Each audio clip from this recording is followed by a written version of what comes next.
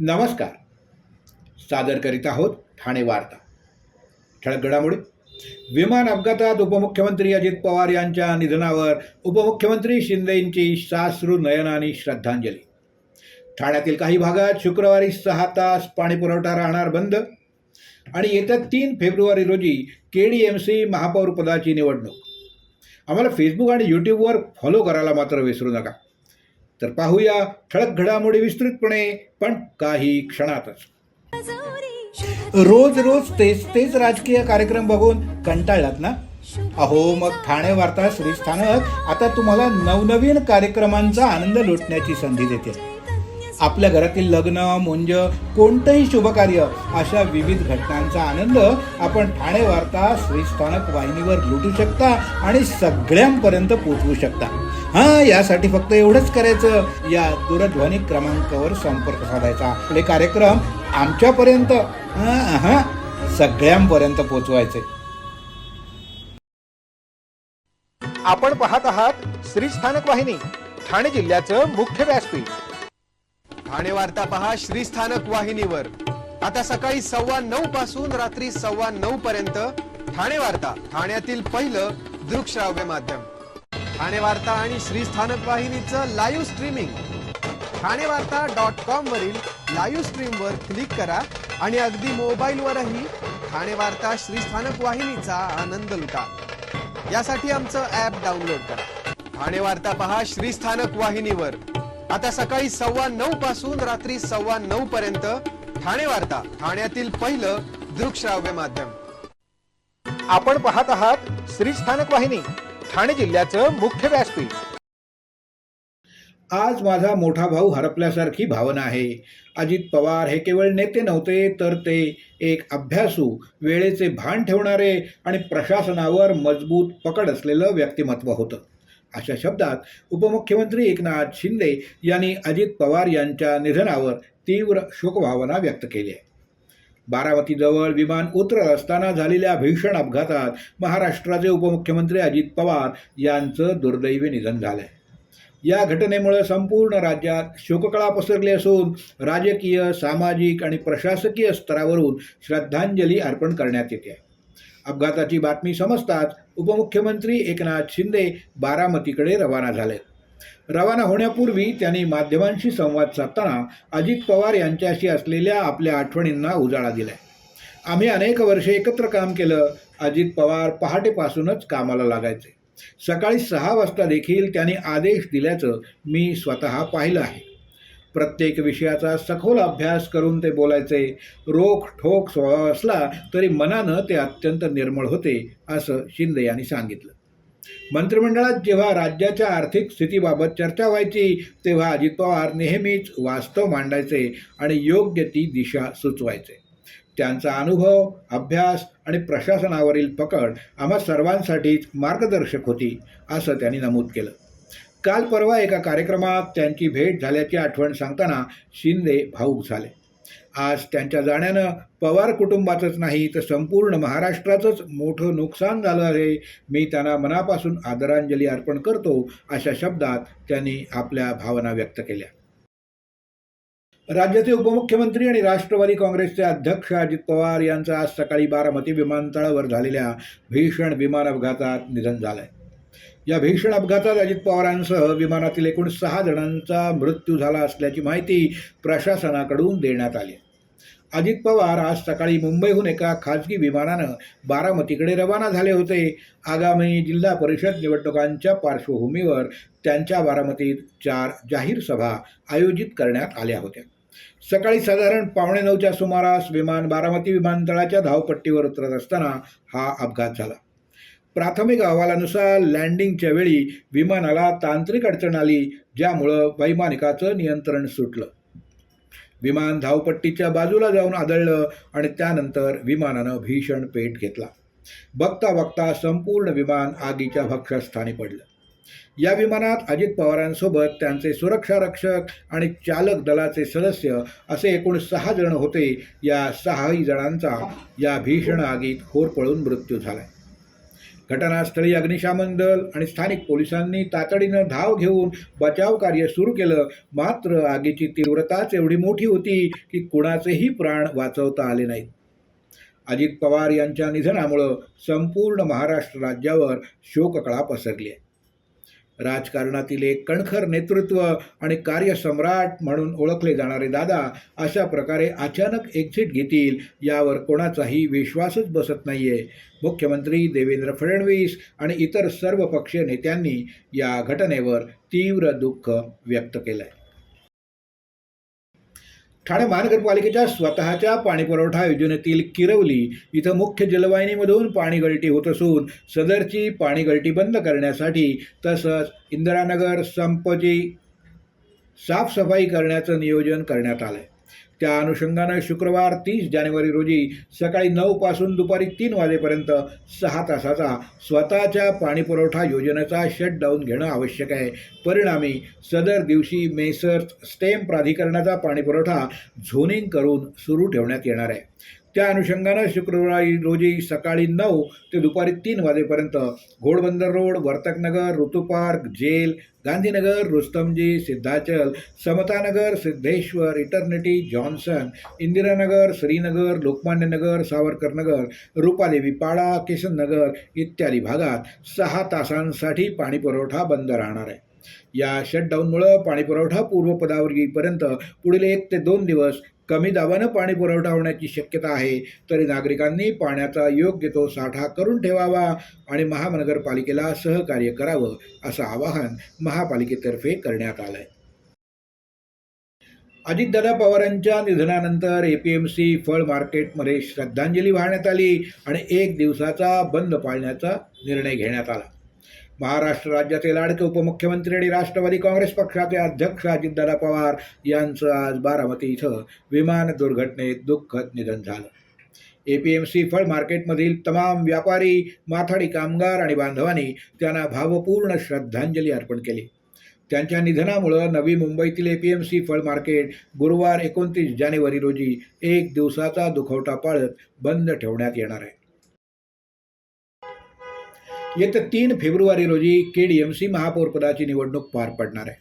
या पार्श्वभूमीवर मनसे नेते राजू पाटील यांचे बॅनर झळकले असून कल्याण डोंबिवली महापौरपद निवडणूक 2026 रिअल धुरंधर असा बॅनरवर मजकूर नमूद करण्यात आला आहे. यामुळे सर्वांच्याच भुवया उंचावल्या असून केडीएमसी शिवसेना मनसेची युती होऊन मनसेचा शिवसेनेला पाठिंबा मिळणार का अशा चर्चांना उधाण आलंय. रोज रोज तेच राजकीय कार्यक्रम बघून कंटाळलात ना? अहो मग ठाणे वार्ता श्रीस्थानक आता तुम्हाला नवनवीन कार्यक्रमांचा आनंद लुटण्याची संधी देते. आपल्या घरातील लग्न, मुंज, कोणतंही शुभकार्य अशा विविध घटनांचा आनंद आपण ठाणे वार्ता श्रीस्थानक वाहिनीवर लुटू शकता आणि सगळ्यांपर्यंत पोहोचवू शकता.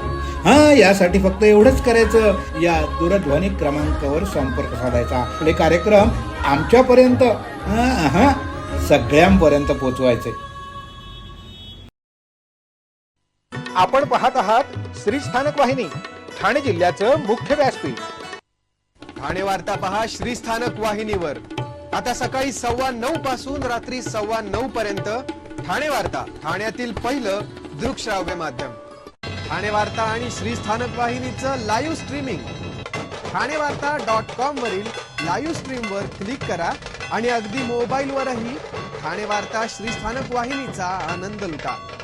यासाठी आमचं ॲप डाउनलोड करा. ठाणे वार्ता पहा श्री स्थानक वाहिनीवर. आता सकाळी 9:15 पासून रात्री 9:15 पर्यंत ठाणे वार्ता, ठाण्यातील पहिलं दृकश्राव्य माध्यम. आपण पाहत आहात श्री स्थानक वाहिनी, ठाणे जिल्ह्याचं मुख्य व्यासपीठ. शिस्तबद्ध नेतृत्व आणि कार्यकर्त्यांना जपण्याचा आदर्श हरपला अशा शब्दात आमदार निरंजन डावखरे यांनी अजित पवार यांच्या निधनानंतर शोक व्यक्त केलाय. दादा, आराराबा आणि वसंत डावखरे या तिघांची एक वेगळीच मैत्री होती. दादांच्या जाण्यानं माझ्यासाठी तरी व्यक्तिगत नुकसान झालं आहे. शिस्तबद्ध राजकीय नेतृत्व आणि कार्यकर्त्याला कसं जपावं हे अजितदादांनी नेहमीच दाखवून दिलंय. त्यांच्या जाण्यामुळं राज्याचं फार मोठं नुकसान झालं असल्याचं निरंजन डावखरे यांनी सांगितलं. अजित पवार ज्या विमानानं प्रवास करत होते त्या विमान कंपनीचा हा तिसऱ्यांदा अपघात झाल्याची माहिती आहे.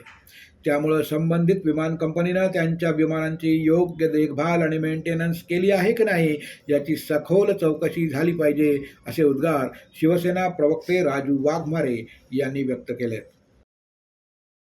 उपमुख्यमंत्री अजित पवार यांचं आज विमान अपघातात दुःख निधन झालं. त्यांच्या निधनाची वार्ता सर्वत्र पसरल्यानंतर मुख्यमंत्री देवेंद्र फडणवीस यांनी प्रसारमाध्यमांसमोर आज शासकीय सुट्टी असल्याचं घोषित केलं. ठाणे जिल्हा आणि शहर भागातील सर्व शाळांना सुट्टी घोषित करण्यात आली. मात्र काही शाळांनी या संदर्भात पालकांना माहिती न दिल्यानं ऐनवेळी पालकांची मात्र त्रेधा तिरपीट उडाली. विशेषतः जे पालक विद्यार्थ्यांना शाळेत सोडण्याकरता स्वतः ये-जा करतात त्यांची मोठीच गडबड उडाली. शाळा प्रशासनानं कोणतीही माहिती न दिल्यानं आणि माध्यमांवर सुट्टी घोषित झाल्यानं पालकांना याचा कोणताही थांगपत्ताच लागत नव्हता. मुलांना आणायला जायचं की नाही याबद्दल संभ्रम निर्माण झाला होता.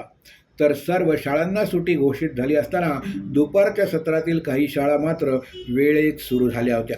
त्यामुळे देखील मुलांना शाळेत पाठवायचं की नाही यामुळं पालकांना मोठाच मनस्ताप सहन करावा लागला. भिवंडी महानगरपालिका निवडणुकीत 22 नगरसेवक निवडून आणत दुसऱ्या क्रमांकाचा पक्ष म्हणून समोर आलेल्या भाजपच्या गटनेतेपदी नगरसेवक संतोष शेट्टी यांची नियुक्ती करण्यात आली. या संदर्भातील निर्देश देणारं पत्र भाजप प्रदेशाध्यक्ष रवींद्र चव्हाण यांनी जाहीर केलं. भिवंडी महापालिका निवडणुकीत भाजपकडून निवडून आलेले नगरसेवक संतोष शेट्टी, प्रकाश टावरे, निलेश चौधरी, नारायण चौधरी, यशवंत टावरे, सुमित पाटील आणि वैभव भोईर यांनी पक्ष कार्यालयात आयोजित बैठकीत गटनेतेपदासाठी आपली दावेदारी सादर केली. स्थानिक पक्ष संघटनेच्या वतीनं प्रभारी आमदार महेश चौगुले आणि शहराध्यक्ष रवी सावंत यांनी गटनेता निवडीचा निर्णय वरिष्ठांकडे पाठवला होता. संतोष शेट्टी हे सलग 6व्यांदा पालिका निवडणुकीत विजयी झाले असून भाजपचे सलग 2 टर्म म्हणजेच तब्बल 8 वर्ष त्यांनी अध्यक्षपदाची जबाबदारी यशस्वीपणानं सांभाळली आहे. त्यांच्या अनुभवाचा पक्षाला निश्चितच फायदा होणार असल्यानं मुख्यमंत्री देवेंद्र फडणवीस यांच्या शिफारशीनंतर प्रदेशाध्यक्ष रवींद्र चव्हाण यांनी संतोष शेट्टी यांच्या नावाला पसंती दिली आहे. शहराध्यक्ष रवी सावंत यांना पत्र देऊन गटनेतेपदी संतोष शेट्टी यांचं नाव निश्चित केल्याचं स्पष्ट करण्यात आलं आहे. कोकण भवन इथं हे पत्र देण्यात आलं. वंदनीय गुरुवर्य धर्मवीर आनंदीगे साहेब यांच्या जयंतीनिमित्तानं उपमुख्यमंत्री एकनाथ शिंदे यांनी गुरुवारी ठाण्यातील त्यांच्या समाधीस्थळी जाऊन दर्शन घेतलं. यावेळी त्यांनी गुरुवर्य आनंद दिघे यांना कृतज्ञता व्यक्त करत आनंद दिघे साहेबांचं स्वप्न असणारा ठाणे महानगरपालिकेवरील भगवा कायम फडकत ठेवण्याचं कार्य आपण पूर्ण करीत आहोत असं ठामपणे सांगितलं. मुख्यमंत्री शिंदे म्हणाले की आनंद दिघे यांच्या जयंतीनिमित्तानं दरवर्षी समाजोपयोगी आणि लोकाभिमुख उपक्रम राबवले जातात. समाजकारण आणि लोकहित हेच त्यांच्या विचाराचं केंद्र होतं. त्यांच्याच प्रेरणेनं आणि आशीर्वादानं ठाणे महानगरपालिकेवर कर्मवीरांनी लावलेला भगवा यंदा अधिक तेजानं फडकत असून यापूर्वीचे सर्व विजयाचे विक्रम या निवडणुकीनं मोडीत काढले. जिल्हा हा शिवसेनेचा बालेकिल्ला आहे आणि तो कायम राखण्याचं काम आपण केलंय. कल्याण डोंबिवली आणि उल्हासनगर महापालिकांवर देखील भगवा झेंडा फडकलाय. संपूर्ण महाराष्ट्रात बाळासाहेब ठाकरे यांच्या विचारांवर चालत शिवसेना पुढे निघाली आहे. नुकत्याच झालेल्या विधानसभा निवडणुकांमध्ये देखील शिवसेना राज्यात दुसऱ्या क्रमांकाचा पक्ष ठरली आहे. ही आपल्या सर्वांसाठीच अभिमानाची बाब आहे. नगर परिषद आणि महानगरपालिका निवडणुकांमध्ये देखील शिवसेनेनं दुसरा क्रमांक पटकावला आहे. यामुळं पक्षाची ताकद राज्यभर वाढताना दिसते. शिंदे यांनी शिवसेनेचा मूलमंत्र स्पष्ट करून सांगितलं की 80% समाजकारण आणि 20% राजकारण हा गुरुमंत्र घेऊन पक्ष वाटचाल करतोय. आपत्तीत शिवसेना, संकटात शिवसेना हे समीकरण गेल्या अनेक वर्षापासून कायम आहे असं त्यांनी यावेळी नमूद केलं. रोज रोज तेच राजकीय कार्यक्रम बघून कंटाळलात ना? अहो मग ठाणे वार्ता श्रीस्थानक आता तुम्हाला नवनवीन कार्यक्रमांचा आनंद लुटण्याची संधी देते.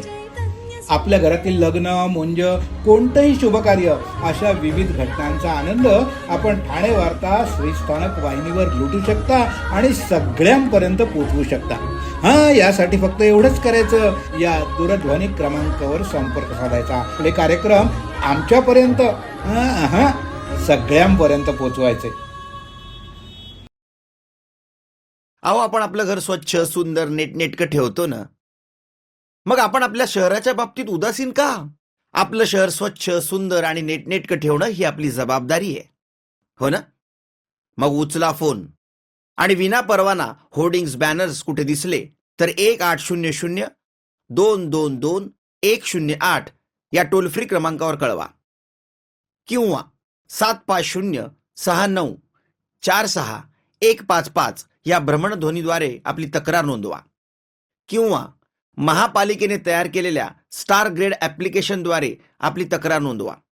त्याची दखल त्वरित घेतली जाईल. लक्षात घ्या, आपला छोटासा सहभाग आपलं शहर स्वच्छ, सुंदर आणि नीटनेटकं बनवू शकतो.